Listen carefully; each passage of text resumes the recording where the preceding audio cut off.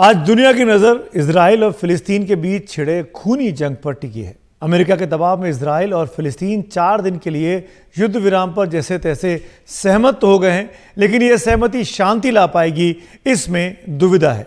जिस तरह इजराइल के प्रधानमंत्री और रक्षा मंत्री 4 दिन बाद फिर से युद्ध की हुंकार भर रहे हैं, उससे तो यही लगता है कि यह 4 दिन की ओढ़ी हुई शांति है, जिसके बाद फिर से वही खूनी जंग हो सकती है।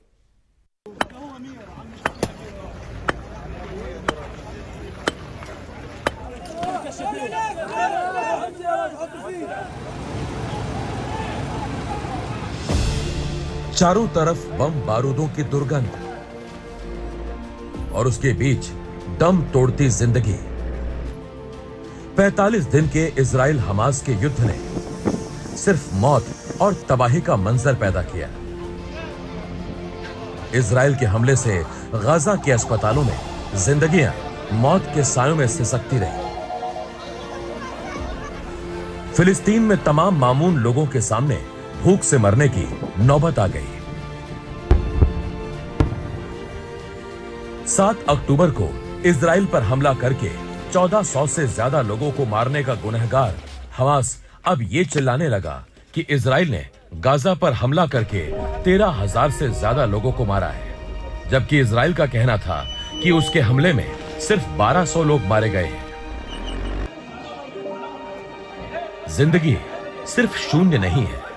युद्ध और हिंसा से निकली एक भी मौत मानवता के प्रति सबसे बड़े अपराधों में गिनी जाती है।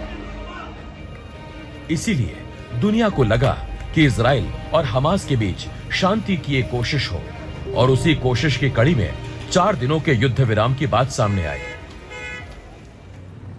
इजराइल के प्रधानमंत्री कार्यालय के मुताबिक इस युद्ध विराम के समझौते के तहत हमास 50 इजरायली बंधकों को रिहा करेगा, जिनमें महिलाएं और बच्चे भी शामिल हैं। दूसरी तरफ इजराइल 150 फिलिस्तीनी बंधकों को रिहा करेगा।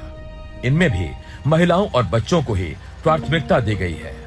युद्ध विराम के 4 दिनों में इजराइल दक्षिणी गाजा के ऊपर 6 घंटे के लिए सर्विलांस ड्रोन नहीं उड़ाएगा।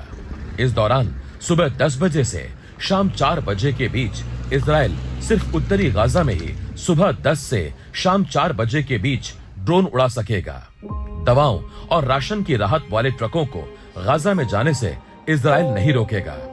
वैसे ही ईंधन भी ले जाने की इजाजत मिलेगी। साथ ही गाजा पर इजराइल ना कोई हमला बोलेगा, ना ही किसी को गिरफ्तार करेगा। 4 दिन की इस शांति से ये उम्मीद जरूर जगी है कि युद्ध को टाला जा सकता है।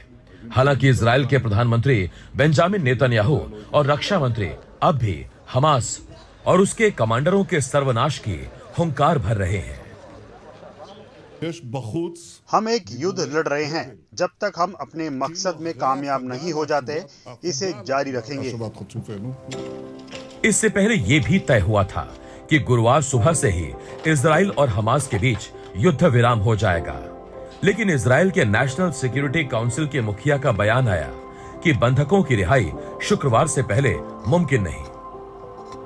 इजराइल की रक्षा और कूटनीति को बारीक से समझने वालों को लगता है कि ये युद्ध विराम सिर्फ 4 दिनों की शांति बनकर रह जाएगा। 7 से 8 सप्ताह बीतने के बाद ये जो डील हो रही है, इस डील में जो अपर हैंड है, जिसे कहते हैं एडवांटेज, वो हमास का दिख रहा है। और इजराइल के प्रधानमंत्री और कई और नेताओं ने कहा है कि इसका मतलब युद्ध विराम नहीं होगा। ये बस कुछ वक्त के लिए, जब तक 4 दिनों में ये बंदी छोड़े जाएंगे, तब तक के लिए एक तरह से आप क्या कहेंगे, एक ट्रस है, एक हल्का सा ठहराव है लड़ाई में।